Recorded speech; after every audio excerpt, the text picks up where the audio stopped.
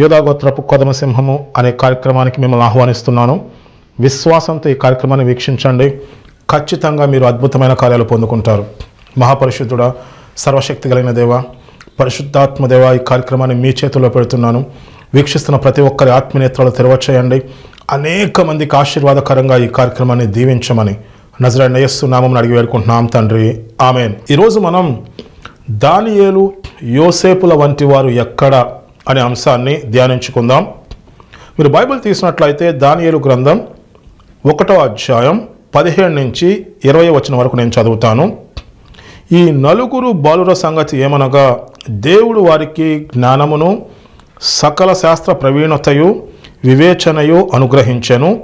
మరియు దానియేలు సకల విధములగు దర్శనములను స్వప్నభావములను గ్రహించు తెలివి గలవాడై ఉండెను. రాజు వీరి యొద్ద విచారణ చేయగా, జ్ఞాన వివేకముల సంబంధమైన ప్రతి విషయంలో వీరు తన రాజ్యమందంతట నుండి శకునగాండ్ర కంటేను గారడి విద్య గలవారందరి కంటేను 10 అంతలు శ్రేష్ఠులని తెలియబడెను. మనం దానియేలు, షడ్రకు, మిషకు, అబేద్నెగోలు వీరి గురించి ఒకసారి మనం పరిశీలిస్తే, వాళ్ళు యూదా రాజ్యం నుంచి బందీలుగా బబులోను రాజ్యానికి వస్తారు. ఆ యవనస్తులు యథార్థంగా దేవుణ్ణి వెంబడించారు. వాళ్ళు దేవుని మార్గంలో నడుచుకున్నారు. అలా చేసినందుకంట దేవుడు ఆ నలుగురు బాలుర సంగతి ఏమనగా, దేవుడు వారికి జ్ఞానమును సకల శాస్త్ర ప్రవీణతయు వివేచనయు అనుగ్రహించెను. దేవుడు వారికి జ్ఞానం ఇచ్చాడంట, సకల శాస్త్ర ప్రవీణత వారికి ఇచ్చాడు, వివేచన ఇచ్చారు. దానియేలు గురించి ఏముందంటే, మరియు దానియేలు సకల విధములగు దర్శనములను స్వప్నభావములను గ్రహించు తెలివి గలవాడై ఉండెను. ఈ లోక జ్ఞానం కంటే దేవుని జ్ఞానం చాలా ఉన్నతమైంది, చాలా గొప్పది. మీకు ఈరోజు జరిగిన విషయాల వరకే తెలుసు. ఈరోజు ఆల్రెడీ జరిగినాయి కాబట్టి మీకు తెలుసు. అది దేవునికి సమస్తము తెలుసు. మీరు బైబిల్ ఎప్పుడన్నా చూసారా? ఆది నుంచి చివరికి ఏం జరుగుతుందో బైబిల్లో ఉంది. దేవునికి సమస్తము తెలుసు. దేవుని జ్ఞానం చాలా శ్రేష్టమైంది. దేవుని జ్ఞానం ముందు అసలు మనుషుల జ్ఞానం పనికిరాదు. దేవుడు అంట దానియేలుకి ఏ జ్ఞానం ఇచ్చాడు? సకల విధములగు దర్శనములను స్వప్నభావములను గ్రహించు తెలివి గలవాడై ఉండెను. తర్వాత ఏం జరిగిందో ఒకసారి మనం చూద్దాం. మీ అందరికీ తెలుసు, రాజైన నెబుకద్నెజరుకు ఒక దర్శనం వస్తుంది. ఆ దర్శనం వచ్చినప్పుడు 2వ అధ్యాయం 3 నుంచి చదువుతాను. రాజు వారితో, నేను ఒక కల కంటిని, ఆ కలభావము తెలుసుకోవాలని నేను మనోవ్యాకుల పొంది ఉన్నాననగా, కల్దీయులు సిరియా భాషలో ఇట్లనిరి, రాజు చిరకాలము జీవించునుగాక, తమరి దాసులకు కల సెలవీయుడి, మేము దాని భావము తెలియచేసేదము. రాజుగారికి ఒక దర్శనం వచ్చింది నెబుకద్నెజరుకి. ఆయన చాలా కలత చెందాడు. దాని భావం తెలుసుకోవాలనుకుంటున్నారు. తన దగ్గర ఉన్న శకునగాండ్రను గారడి విద్య గల వారిని పిలిపిస్తే వాళ్ళు ఏమంటున్నారంటే, ఆ కళ చెప్పండి, మేము భావం చెప్పేస్తాం. రాజుకు ఒక విషయం తెలుసు, వాళ్ళంత అబద్ధం చెప్తారని. ఆయన ఏమంటాడో తెలుసా? ఆ కళ నేను మర్చిపోయాను, ఆ కళ మీరే చెప్పండి, దాని భావం కూడా మీరే చెప్పండి, లేకపోతే మీ అందరినీ సంహరించేస్తానంటాడు. అసలు వాళ్ళ పరిస్థితి అయోమయం. అసలు ఏం జరుగుతుందో తెలియదు. భూమి మీద ఎవరు ఆ ప్రశ్నకు ఆన్సర్ చెప్పరు అని వాళ్ళు రాజుకి బదులిస్తారు. అయితే ఇక్కడ దానియేలు సంగతి చూడండి. వాళ్ళు ఏం చేస్తారు? దానియేలు గ్రంథం 2వ అధ్యాయము 18-19 వచనాలు. తనను తన స్నేహితులను బబులోను తక్కిన జ్ఞానులతో కూడా నశింపకున్నట్లు ఆ కల యొక్క మర్మ విషయంలో పరలోకముందున్న దేవుని వలన కటాక్షము పొందు నిమిత్తమై ఆయనను వేడుకొనమని వారిని హెచ్చరించెను. దానియేలు ఏం చేస్తాడో తెలుసా? తన స్నేహితులతో, షడ్రకు, మిషకు, అబేద్నెగోలు వాళ్ళతో ఏమన్నారంటే, మిగతా జ్ఞానులతో పాటు వీళ్ళు కూడా నశించిపోకుండా ఆ కళ విషయంలో దేవుని దగ్గర నుంచి కృప పొందినట్లు, కటాక్షం పొందినట్లు దేవుణ్ణి వేడుకోండి, ప్రార్థన చేయండి అని చెప్పి తన స్నేహితులకు దానియేలు చెప్పాడు. దానియేలు కూడా ప్రార్థన చేశాడు. ఆ ప్రార్థన చేసినప్పుడు ఏమైందంటే, 2వ అధ్యాయం 19వ వచనం, అంతట రాత్రి యందు దర్శనము చేత ఆ మర్మము దానియేలుకు బయలుపరచబడెను గనుక దానియేలు పరలోకమందున్న దేవుణ్ణి స్తుతించెను. చూసారు ఎంత గొప్ప విషయమో. మీరు ఒక విషయం గుర్తుపెట్టుకోండి, బైబిల్లో ఉన్నదంతా సత్యము. మీరు లోక జ్ఞానం, లోకంలో తెలిసిన విషయాల ప్రకారం బైబిల్ని చదవమాకండి. దేవుని దృష్టికి లోక జ్ఞానం వెర్రితనం. దేవుని దగ్గర జ్ఞానం ఉంది. బుద్ధి జ్ఞాన సర్వసంపదలు దేవుని యందు గుప్తమై ఉన్నవి. జ్ఞానంతో దేవుడు ఈ సృష్టిని చేశాడు. దేవుని జ్ఞానం చాలా ఉన్నతమైనది. దానియేలు, షడ్రకు, మిషకు, అబేద్నెగోలను పరిశీలించినప్పుడు ఆ రాజ్యమందంతటా ఉండే శకునగాండ్ర కంటేనూ, గారడి విద్య గలవారి కంటేనూ 10 రెట్లు ఎక్కువ జ్ఞానం వీళ్ళకు ఉందంట. వీళ్ళు ప్రార్థన చేసినప్పుడు, దేవుణ్ణి అడిగినప్పుడు అసలు ఎంత గొప్ప విషయం మీరు చూడండి. రాజైన నెబుకద్నెజరుకు ఒక దర్శనం వచ్చింది. అది ఆయన కలవరపెట్టేస్తుంది. గారడి విద్య గలవారిని అడుగుతారు, మీరు దాని భావం చెప్పమంటే కళ చెప్పండి, మేము భావం చెప్తామంటారు. రాజుకి ఎందుకో డౌట్ వస్తుంది. కళ చెప్తే వీళ్ళు తప్పుడు భావం చెప్తారు. కళ మీరే చెప్పండి, భావం మీరే చెప్పండి అంటాడు. దానియేలు తన స్నేహితులు దేవునికి ప్రార్థన చేసినప్పుడు అసలు ఒక్కసారి వినండి. నెబుకద్నెజరుకు ఏ కళ అయితే వచ్చిందో అదే కళ దానియేలుకు దేవుడు దర్శనంలో బయలుపరుస్తాడు. దానియేలు దేవుణ్ణి స్తుతిస్తాడు. దానియేలు నెబుకద్నెజరు దగ్గరికి వెళ్ళి దర్శనము అంటే ఆ కళ, దాని భావాన్ని చెప్పినప్పుడు ఏమవుతుందో తెలుసా? దానియేలు గ్రంథం 2వ అధ్యాయం 46వ వచనం. అంతటా రాజుకు నెబుకద్నెజరు దానియేలుకు సాష్టాంగ నమస్కారము చేసి, సమస్త దేశాన్ని అంటే బబులోను సామ్రాజ్యాన్ని పరిపాలిస్తున్న నెబుకద్నెజరు దానియేలు కాళ్ళ మీద పడిపోతాడు. ఒక యవనస్తుడు యథార్థంగా దేవునిలో ఉంటే, ఒక యవనస్తుడు దేవుణ్ణి వెంబడించినందుకు ప్రపంచాన్ని పరిపాలిస్తున్న శక్తివంతమైన రాజు వచ్చి ఆయన కాళ్ళ మీద పడిపోతాడు. అది దేవుని జ్ఞానం, అది దేవుని యొక్క శక్తి. మీరు బైబిల్లో చూడండి, యాకోబు గ్రంథం 5వ అధ్యాయం 16 నుంచి ఉంటుంది. నీతిమంతుని విజ్ఞాపన మనఃపూర్వకమైనదై బహుబలము గలదై ఉండును. ఏలియా మన వంటి స్వభావము గల మనుష్యుడే. వర్షింపకుండానట్లు అతడు ఆసక్తితో ప్రార్థన చేయగా 3.5 సంవత్సరములు భూమి మీద వర్షింపలేదు.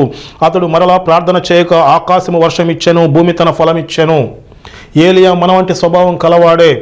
నువ్వు యథార్థంగా దేవునిలో ఉంటే, నువ్వు ఆసక్తితో ప్రార్థన చేస్తే నీకు ఎవరు ఉన్న అవసరంలా, ఏమి ఉన్న అవసరంలా, ఏ సహాయం అవసరంలా, దేవుని సహాయం నీకు వస్తుంది. ఆ ప్రార్థన ఎంత శక్తివంతంగా ఉంటుందో తెలుసా? ఆ ప్రార్థన ఎంత విలువైందో తెలుసా? దేవుడు ఎన్ని గొప్ప కార్యాలు చేస్తాడో తెలుసా? మీరు దేవుని గొప్పతనాన్ని తెలుసుకోండి, దేవుని యొక్క శక్తి సామర్థ్యాలను తెలుసుకోండి, దేవుడు ఎవరో తెలుసుకోండి, మీ జీవితం మారిపోద్ది. మనం దేవుని గురించి తెలుసుకోవాలి. బైబిల్లో ఎంత స్పష్టంగా రాయబడి ఉంటుందో తెలుసా దేవుని యొక్క గొప్పతనం?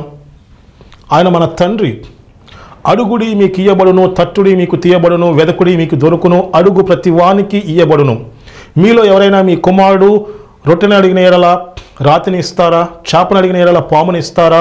మీరు చెడ్డవారయ్యుండి మీ పిల్లలకు మీరు మంచివులను ఇస్తారు కదా, మరి పరలోకముందున్న మీ తండ్రి మరి నిశ్చయముగా మీకు మంచివులను ఇచ్చును. దేవుని గొప్పతనం తెలుసుకోండి. దేవుడు మన కోసం తన కుమారుణ్ణి ఇచ్చేశాడు, యేసు ప్రభుని ఇచ్చేశాడు. తన కుమారుణ్ణి ఇవ్వటానికి వెనుతీయలేదు. యేసు ప్రభునే మన కోసం ఇచ్చేసిన దేవుడు మిగతాయి మనకి ఇవ్వడా? దేవుడు మనల్ని పట్టించుకోడా? మనమే మన పిల్లల్ని జాగ్రత్తగా చూసుకుంటామే, మరి దేవుడు ఎంత గొప్పగా ఆలోచిస్తాడు, దేవుడు ఎంత మంచి ఈవులను మనకిస్తాడు. దేవుని గురించి చాలామందికి తెలియదు. లోక జ్ఞానం కలిగి లోకం విషయాలు తెలుసుకుని అపవాది అబద్ధాలు నమ్మేసి దేవుని గురించి చాలామందికి తెలియట్లా. మీరు సత్యాన్ని తెలుసుకుంటే ఆ సత్యం మీ జీవితాన్ని మార్చేస్తుంది. దేవుడు ఎంత గొప్పవాడు, మనల్ని ఎంతగా ప్రేమిస్తున్నాడు, మన కోసం ఏం చేశాడు, మన కోసం తన ప్రాణమే పెట్టాడు కదా. జ్ఞానం అనేది దేవుని దగ్గర కదా ఉన్నది. దేవునికి సమస్తము తెలుసు. ఇక్కడ దానియేలు, షడ్రకు, మెషకు, అబేద్నెగోలు వాళ్ళు యథార్థంగా ఉన్నారు. వాళ్ళు దేవుణ్ణి వెంబడించారు, వాళ్ళు ప్రార్థన చేశారు. దానియేలు దినముకు 3 మార్లు ప్రార్థన చేస్తూ ఉండేవాళ్ళు. ఎంత స్పష్టంగా రాయబడిందో తెలుసా? నీతిమంతుని విజ్ఞాపన మనఃపూర్వకమైనదై బహుబలము గలదై ఉండును. నువ్వు యథార్థంగా ఉంటే, నువ్వు ఆసక్తితో ప్రార్థన చేస్తే అది ఎంత శక్తివంతంగా ఉంటుందో తెలుసా? ఏలియా మన వంటి వాడేనంట, కానీ ఆ శక్తితో ప్రార్థన చేస్తే వర్షం రాలా. నువ్వు ఆ శక్తితో ప్రార్థన చేస్తే ఇన్ని కార్యాలు జరుగుతాయో తెలుసా? ఆ శక్తితో ప్రార్థన చేస్తే నీ జీవితం వెలిగించబడుతుంది. ఆ శక్తితో ప్రార్థన చేస్తే నువ్వు అనేక మందికి ఆశీర్వాదకరంగా ఉంటావు. యోబు సమస్తాన్ని కోల్పోయినప్పుడు ఆయన తన స్నేహితుల గురించి ప్రార్థన చేశాడు. యోబు ప్రార్థన దేవుడు ఆలకించాడు. యోబును దేవుడు రెండింతలుగా ఆశీర్వదించాడు. నాకేమీ లేదు, నా జీవితం ఇంతే, నా పరిస్థితి ఇంతే, నేనేం చేయలేను, ఇవన్నీ అపవాది అబద్ధాలు. నువ్వు అపవాది అబద్ధాలు నమ్మేశావు. దేవుడు ఎలా పనిచేస్తాడో మీకు చెప్తాను చూడండి. అపోస్తల కార్యములు 2వ అధ్యాయము 17వ వచనంలో ఉంటుంది. అంచె దినములందు నేను మనుష్యులందరి మీద నా ఆత్మను కుమ్మరించెదను, మీ కుమారులను మీ కుమార్తెలను ప్రవచించెదరు, మీ యవనులకు దర్శనములు కలుగును, మీ వృద్ధులు కలలు కందురు. పరిశుద్ధాత్మ దేవుడు ఎలా పనిచేస్తాడో తెలుసా? దేవుడు నిన్న నేడు రేపు ఏకరీతిగానే ఉన్నాడు. మనుష్యుల యొక్క జ్ఞానం కంటే దేవుని జ్ఞానం చాలా ఉన్నతంగా ఉంటుంది. దానియేలు, షడ్రకు, మిషకు, అబేద్నెగోల్ని పరిశీలించినప్పుడు నెబుకద్నెజరు పరిశీలించాడు. ప్రపంచమంతా ఉన్న గారడి విద్య గలవారు శకునగాండ్రతో పరిశీలిస్తే వాళ్ళకంటే 10 రెట్లు ఎక్కువ జ్ఞానం ఉంది. వాళ్ళకి ఒక సమస్య వాళ్ళ ముందు పెట్టినప్పుడు, చూడండి, కళ చెప్పండి, దాని భావం చెప్పమంటే వీళ్ళది దేవుణ్ణి అడుగుతారు. నువ్వు అడగగలవా? ఇది పరిస్థితి అని చెప్పి దేవుణ్ణి అడిగే స్వతంత్రం వాళ్ళకు ఉంది. నీకు ఆ స్వతంత్రం దేవుని దగ్గర ఉందా? దేవుడు ఏమంటాడో తెలుసా? మనం ఆయన మాట వింటేనంట, ఆయన మార్గంలో నడుచుకుంటే నేను మిమ్మల్ని స్నేహితులని పిలుస్తానని చెప్పి బైబిల్లో రాయబడి ఉంది. దేవుడు అంటే మనల్ని స్నేహితులని పిలుస్తారంట. ఆయన యందు విశ్వాసం ఉంచితే ఆయన కుమారులు అవటానికి అధికారం ఇచ్చాడు దేవుడు మనకి. దేవుని దగ్గర స్వతంత్రం మనకు ఉండాలి. దేవునిలో ఎదగాలి, దేవునితో సహవాసం చేయాలి. ఏ సమస్యకైనా పరిష్కారం మనమే చూపించగలం. ఎక్కడ ఈ రోజుల్లో దానియేలు వంటి వారు ఎక్కడ, యోసేపు వంటి వారు ఎక్కడ? ప్రపంచంలో ఎంత పెద్ద సమస్య ఉన్నా మనం యథార్థంగా ఉంటే, మనం ఆసక్తితో ప్రార్థన చేస్తే, మనం దేవునితో సహవాసం కలిగి ఉంటే, మనం ప్రార్థన చేసినప్పుడే ఆ సమస్యకి పరిష్కారం వస్తుంది. ప్రపంచంలో ఉన్న ప్రతి సమస్యకు, అది ఎంత పెద్ద సమస్య అయినా, పరిష్కారం చూపించేది సంఘమే. ఎక్కడ దానియేలు, యోసేపుల వంటి వారు ఎక్కడ? ఇప్పుడు ఏ జ్ఞానం మనం కలిగి ఉన్నాం? దేవుడు ఎలా పనిచేస్తాడంటే దర్శనాలు చూపిస్తాడు. మీరు చూడండి, సొలొమోను గిబియాకు వెళ్ళి 1000 దహన బలులు దేవుని సన్నిధిలో ఇచ్చినప్పుడు ఆ రాత్రి స్వప్నమందు దేవుడు సొలొమోనుతో అడుగుతాడు, నీకు ఏం కావాలి? సొలొమోను అడుగుతాడు, నీ ప్రజలను పరిపాలించడానికి జ్ఞానం కావాలంటే, జ్ఞానమే కాదు, నిన్ను అత్యధికంగా ఆశీర్వదిస్తున్నాను అని చెప్పి ఆ దర్శనంలో దేవుడు సొలొమోనుతో మాట్లాడతాడు. తెల్లవారి సొలొమోను వెళ్ళిపోతాడు. తర్వాత ఏమైందో తెలుసా? అదంతా దర్శనంలో జరిగింది. సొలొమోను అంత జ్ఞానము కలిగిన వాడు ఈ భూమి మీద ఎవరూ లేరు. సొలొమోనుకున్న ఆశీర్వాదము పొందిన వారు ఈ భూమి మీద ఎవరూ లేరు. అదంతా దేవుడిచ్చాడు. దర్శనాలు చాలా ప్రాముఖ్యమైనవి. దీని గురించి తెలుసుకోవాలంటే, దేవుని జ్ఞానం గురించి తెలుసుకోవాలంటే ముందు మనం బైబిల్ చదివి ఉండాలి. బైబిల్లోనే జ్ఞానం ఉంది. నువ్వు ఉన్నతమైన స్థాయిలో పనిచేయాలంటే మొదట దేవునితో సహవాసం అవసరం. నువ్వు వాక్యం తెలిసి ఉండాలి. ఎందుకంటే నీకు వాక్యం తెలియకపోతే, సత్యం తెలియకపోతే అపవాది నిన్ను మోసంలో పడేస్తాడు. అపవాది రకరకాల దర్శనాలు రకరకాలు చూపిస్తాడు. ముందు మనకి వాక్యం తెలిసి ఉండాలి. నేను ప్రతి సంవత్సరం బైబిల్ మొత్తం చదివేస్తాను, స్లోగానే వింటాను, దాని గురించి తెలుసుకుంటూ ఉంటాను. ఇంకా బైబిల్కి సంబంధించి అనేకమైన బుక్స్ చదువుతాను, అనేక మంది దైవజనులు చెప్పిన వాక్యం వింటూ ఉంటాను. ఇలా 10 సంవత్సరాల నుంచి నేను 100ల కొలది బుక్స్ చదివాను బైబిల్కి సంబంధించి. బైబిల్ ప్రతి సంవత్సరం నేను ఇప్పుడు ధ్యానిస్తూ ఉంటున్నాను. 1000 కొలది ప్రసంగాలు విన్నాను. ఆ సత్యాన్ని తెలుసుకున్నాను. దేవుడు ఎలా పనిచేస్తాడు, దేవుని గురించిన లోతైన జ్ఞానం నేను తెలుసుకున్నాను. ఆ లోతైన జ్ఞానాన్ని అనేక మందికి తెలియచేయమని చెప్పి దేవుడు చెప్పాడు. లోక జ్ఞానం కన్నా దేవుని జ్ఞానం ఉన్నతమైంది, ఉత్తమమైంది. దేవుడు ఎలా పనిచేస్తాడో చూడండి, మీకు చెప్తాను చూడండి. అప్పుడప్పుడు దేవుడు మనకు కొన్ని ప్రేరేపణలు ఇస్తూ ఉంటాడు. ఉపవాస ప్రార్థన చేయమనో, లేకపోతే దేవుని పనికి ఇవ్వమనో, లేకపోతే మన జీవితాన్ని సరిచేసుకోమనో చెప్తూ ఉంటాడు. ఎందుకో తెలుసా? దేవునికి భవిష్యత్తు మొత్తం తెలుసు. భవిష్యత్తులో నీకేదో సమస్య రాబోతుంది, భవిష్యత్తులో నీకేదో ఇబ్బంది రాబోతుంది, అపవాది ఏదో శోధన పెట్టబోతున్నాడు. ముందుగానే దేవుడు ఏం చేస్తాడంటే, నువ్వు దేవుని పనికి ఇవ్వు అన్న ప్రేరేపణ నీకు వస్తుంది. దేవుడు ప్రేరేపణ ఇచ్చినప్పుడు నువ్వు దేవుని పనికి ఇవ్వాలి. దేవుడు ప్రార్థన చేయమని చెప్తాడు, నువ్వు ప్రార్థన చేయాలి. దేవుడు నీ జీవితాన్ని సరిచేసుకోమని చెప్తాడు, నీ జీవితాన్ని సరిచేసుకోవాలి. ఎందుకో చెప్పనా? భవిష్యత్తులో వచ్చే శోధన నుంచి నిన్ను తప్పించడానికి దేవుడు ముందుగా హెచ్చరిస్తున్నాడు. నువ్వు దేవుని మాటకి లోబడి దేవుని పనికి ఇచ్చినప్పుడు, నీ జీవితాన్ని సరిచేసుకున్నప్పుడు, నువ్వు ప్రార్థన చేస్తున్నప్పుడు, లేకపోతే ఉపవాస ప్రార్థన చేయమంటే నువ్వు చేస్తున్నప్పుడు, అలా చేసినప్పుడు సడన్గా నువ్వు శోధన, ఇబ్బంది, గందరగోళమైన పరిస్థితులు చూస్తావు. నువ్వు అనుకుంటావు నేను ప్రార్థన చేయబట్టి శోధన వచ్చింది, దేవుని పనికి ఇచ్చాను నాకు శోధన వచ్చింది ఏంటో అనుకుంటావు. విషయం అది కాదు. ఆ శోధన వస్తుందని దేవునికి ముందే తెలుసు. చివరిగా ఏమవుతుందంటే ఆ శోధన జయించి బయటకు వస్తావు. శోధనలో ఇబ్బంది పడతావు, గందరగోళం ఉంటుంది. ఆ శోధనని ఎదుర్కొని జయించి బయటికి రావటానికి, ఆ శోధన నుంచి నిన్ను తప్పించడానికి ముందుగా దేవుని పని చేయమని చెప్తున్నాడు, ప్రార్థన చేయమని చెప్తున్నాడు, దేవుని పనికి ఇవ్వమని చెప్తున్నాడు, నీ జీవితాన్ని మార్చుకోమని చెప్తున్నాడు. నువ్వు అది చేసినప్పుడు యథార్థంగా దేవునిలో ఉన్నప్పుడు వెంటనే శోధన కనపడుతుంది. అంటే దాని అర్థం ముందుగా శోధన వస్తుందని దేవునికి తెలుసు. నువ్వు ఆ శోధన నుంచి దేవుడు తప్పించి శోధనపై విజయం పొందేలా దేవుడు చేస్తాడు. ఎంత గొప్పగా పనిచేస్తాడు తెలుసా దేవుడు. ఇంకో విషయం చెప్తాను వినండి. సంఘంలో చాలామంది కూర్చుంటూ ఉంటారు. వాళ్ళు రకరకాల సమస్యలతో కూర్చుంటారు. దైవజనులు ఏదో వాక్యం సిద్ధపడి వస్తారు. కానీ ఆ రోజు సంఘంలో దైవజనుల చేత దేవుడు వేరే మాటలు పలికిస్తారు.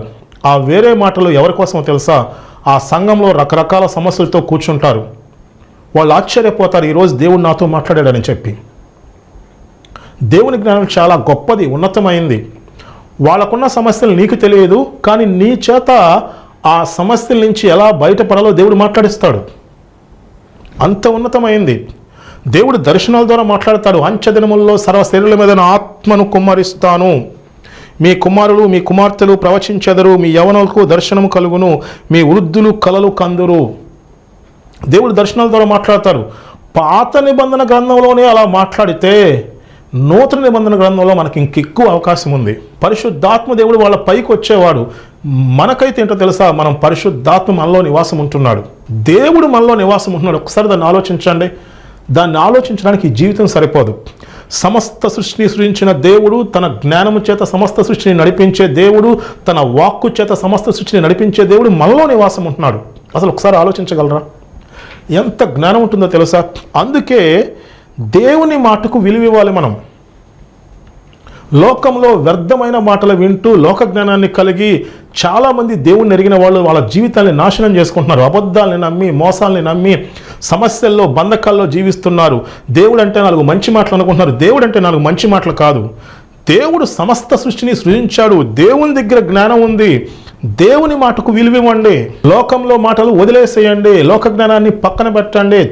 అపవాది లోక జ్ఞానం ద్వారా పనిచేస్తాడు. లోక జ్ఞానం తెలుసుకుంటే అపవాది అబద్ధాలని నమ్మేస్తారు. మీరు పాపానికి బానిసలు అవుతారు. మీ జీవితం నాశనం అయిపోతుంది, నరకానికి వెళ్ళిపోతారు. దేవుని మాటకు విలువ ఇవ్వండి. అది మొదట చదువుతున్నప్పుడు పైనే ఉంటుంది. నువ్వు ఆసక్తితో యథార్థంగా దేవుళ్ళు ఎదుగుతుంటే, నువ్వు దేవుని చిత్తాన్ని నెరవేర్చడానికి ఇష్టపడితే, నేను ఇంతకుముందు వాక్యంలో చెప్పాను, దేవుడు దావీదును చూసినప్పుడంట, దావీదు నా ఇష్టానుసారుడు, దావీదు నా చిత్తాన్ని నెరవేరుస్తాడని చెప్పి దావీదు గురించి దేవుడు చెప్పాడు. దేవునికి ముందే తెలుసు మనం ఎట్లా ఉండాలంటే, ఈ తరంలో దావీదు తన తరంలో దేవుని చిత్తాన్ని నెరవేర్చాడు. మనం ఈ తరంలో దేవుని చిత్తాన్ని నెరవేర్చాలి. నువ్వు ఎవరివైనా, నీ దగ్గర ఏమీ లేకపోయినా, ఏ సహాయం లేకపోయినా, నీకెవరు సహాయం చేయకపోయినా, నువ్వు దేవుని చిత్తాన్ని నెరవేర్చడానికి ఇష్టపడితే, యథార్థంగా నువ్వు ఉంటే, నువ్వు దేవుని మాటకు విలువిస్తే, ఇక నువ్వు దేనికి విలువిస్తున్నావు చాలా ముఖ్యం. లోక జ్ఞానానికి విలువిస్తూ ఉంటారు క్రైస్తవుల్లో చాలామంది. నువ్వు దేవుని మాటకు విలువ ఇవ్వాలి. దేవుడు చెప్పింది నమ్మాలి. దేవుడు చెప్పింది చేయాలి. అప్పుడేమవుతుందంటే లోతైన విషయాలు దేవుడు నీకు తెలియచేస్తాడు. నువ్వు ఆసక్తితో ప్రార్థన చేయాలి, యథార్థంగా ప్రార్థన చేయాలి.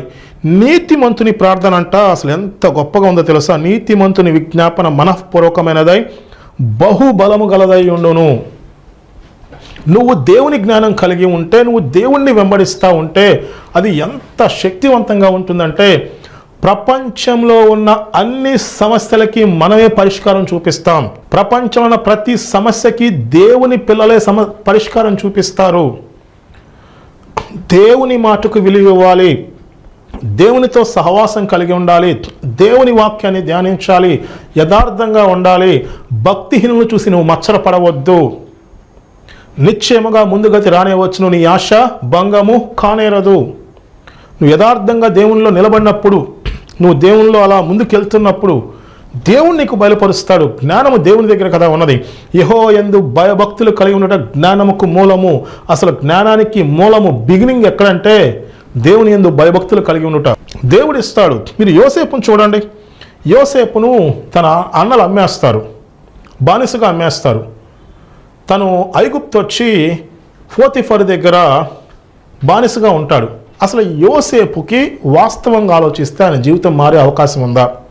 ఆయన పరిస్థితులు మారే అవకాశం ఉందా? వాస్తవంగా లోకానుసారంగా ఆలోచిస్తే ఆయన జీవితం అయిపోయింది.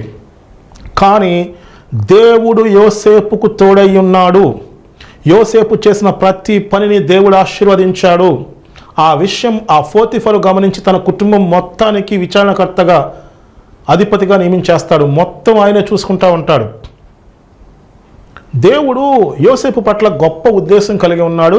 దానికి ముందు ఏం చేస్తాడంటే పోతిఫరు ఇంటిని చూసుకునే అవకాశం ఇస్తాడు.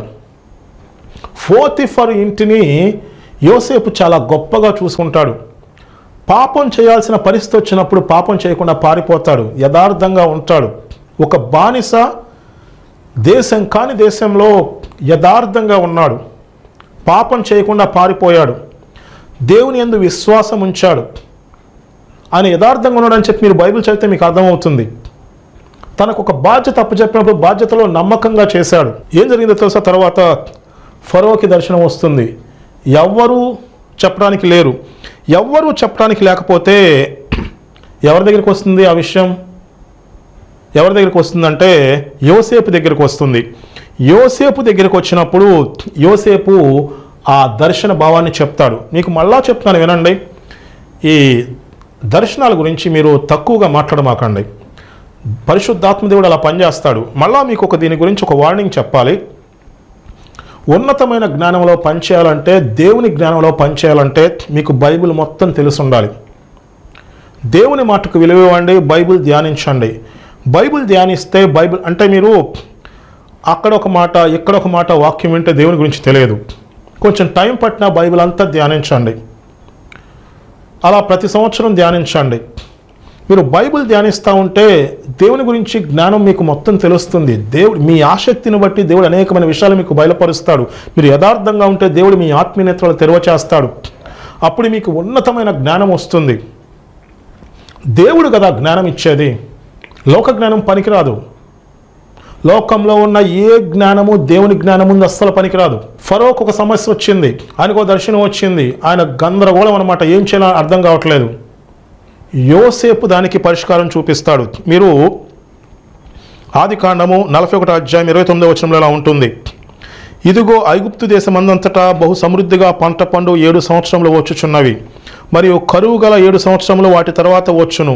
అప్పుడు ఐగుప్తు దేశమందు ఆ పంట సమృద్ధి యావత్తు మరవబడును, ఆ కరువు దేశమును పాడు చేయును. ఈ కార్యము దేవుని వల్ల నిర్ణయించబడి ఉన్నది, ఇది శీఘ్రముగా దేవుడు జరిగించును. అందుచేతనే ఆ కల ఫరోకు రెట్టింపబడెను. 2 సార్లు దర్శనం వస్తుంది ఫరోకి. దాని గురించి యోసేపు చెప్పేస్తాడు. ఇలా 7 సంవత్సరాలు సమృద్ధిగా సంవత్సరాలు వస్తాయి, తర్వాత 7 సంవత్సరాలు కరువు వస్తుంది. ఆ కరువులో ఈ సమృద్ధి అంతా మర్చిపోతారు. మీరు ఇలా చేయండి, దీనికి పరిష్కారం ఇది. దేవుడు జ్ఞానం ఇస్తాడు. దానికి పరిష్కారం కూడా యోసేపు చెప్పేస్తాడు. యోసేపు చెప్పినప్పుడు వాళ్ళు ఏమంటారంటే 37వ వచనం నుంచి ఉంటుంది. ఆ మాట ఫరో దృష్టికిని అతని సమస్త సేవకుల దృష్టికిని యుక్తమై ఉండెను గనుక అతడు తన సేవకులను చూచి, ఇతని వలె దేవుని ఆత్మ గల మనుష్యుని కనుగొనగలమా అని అనెను. మరియు ఫరో, దేవుడు ఇదంతయు నీకు తెలియపరచను గనుక నీ వలె వివేక జ్ఞానం గలవారెవ్వరూ లేరు. నీవు నా ఇంటికి అధికారివై ఉండవలెను, నా ప్రజలందరూ నీకు విధేయులై ఉందురు. సింహాసన విషయంలో మాత్రమే నేను నీకంటే పైవాడినై ఉందునని యోసేపుతో చెప్పాను. ఎక్కడో బానిసగా ఉన్న వ్యక్తి, జైల్లో ఉన్న వ్యక్తి ఒక్కసారి ఐగుప్తు దేశానికి ప్రధానమంత్రి అయిపోయాడు. వాళ్ళు ఏం గమనించారో తెలుసా? ఎంత స్పష్టంగా రాయబడిందంటే ఈ ఆదికాండము మనం చదువుకుంటున్నాం 41వ అధ్యాయము 39వ వచనం, మీరు కూడా చదవండి. మరియు ఫరో, దేవుడు ఇదంతయు నీకు తెలియపరచను గనుక నీ వలె వివేక జ్ఞానములు గల వారెవ్వరూ లేరు. అప్పుడున్న ప్రపంచానికి ఒక పెద్ద సమస్య రాబోతుంది, భయంకరమైన కరువు రాబోతుంది. ఫరోకి అసలు ఏం చేయాలో తెలియదు. యోసేపు దానికి పరిష్కారం చెప్పాడు. యోసేపుతో ఫరో ఏమంటాడంటే, దేవుడు ఇదంతయు నీకు తెలియపరచను గనుక నీవలే వివేక జ్ఞానము గలవారెవ్వరు లేరు, నువ్వే అధికారమై ఉండు, నువ్వే సమస్తము చూసుకోమని చెప్తాడు. ఆదికాండము 41వ అధ్యాయము 39వ వచనం. ఫరో యోసేపుతో అంటాడు, దేవుడు ఇదంతయు నీకు తెలియపరచను గనుక నీవలే వివేక జ్ఞానములు గలవారెవ్వరునూ లేరు. దేవుడు జ్ఞానం ఇస్తాడు. జైలు నుంచి ఐగుప్తు దేశానికి ప్రధానమంత్రి అయిపోతారు. మీకు ఒక విషయం నేను చెప్దాం అనుకుంటున్నాను. పాత నిబంధన గ్రంథంలోనే దేవుడు అంత జ్ఞానం ఇచ్చి తెలియపరిస్తే నూతన నిబంధన గ్రంథంలో మనకి ఎంత గొప్ప అవకాశమో తెలుసా? పరిశుద్ధాత్మ దేవుడు మనలో నివాసం ఉంటాడు. యేసు ప్రభు ఏం చెప్తాడు తెలుసా శిష్యులతో? మీరు ఎక్కడికి వెళ్ళొద్దు, వేచి ఉండండి. యోహాను మీకు నీళ్లతో బాప్తిస్మం ఇచ్చారు, కొద్ది రోజుల్లో మీరు పరిశుద్ధాత్మలో బాప్తిస్మం పొందుతారు. పరిశుద్ధాత్మ మీ మీదకి వచ్చినప్పుడు మీరు శక్తిని పొందుకుంటారు. దేవుని ఆత్మ మన మీదకి వచ్చినప్పుడు, దేవుని ఆత్మ మనలో నివాసం ఉండటానికి వచ్చినప్పుడు మనం శక్తిని పొందుకుంటాం. దేవుని జ్ఞానం మనలో పనిచేస్తుంది. ఆ ప్రపంచంలో అంత గందరగోళమైన పరిస్థితుల్లో, అన్ని ఇబ్బందులు ఉన్నా, అన్ని ఆటంకాలు ఉన్నా, జ్ఞానంతో, దేవుని జ్ఞానంతో, దేవుని శక్తితో, అనేకమైన అద్భుత కార్యాలతో ఆ ప్రపంచాన్ని మార్చేశారు.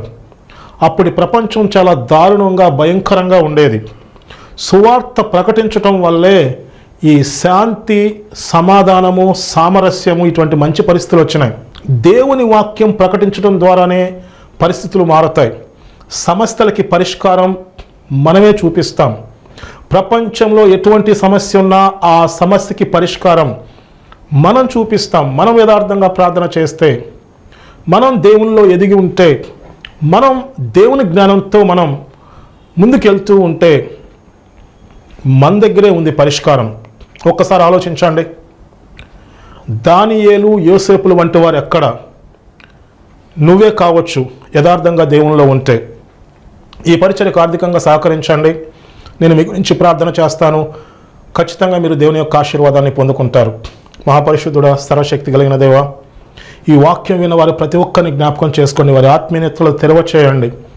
దేవా స్తోత్రంనైనా, మిమ్మల్ని వెంబడిస్తే ఉన్నతమైన జ్ఞానం ఇస్తారు. అది మిగతా వాళ్ళు గుర్తిస్తారు.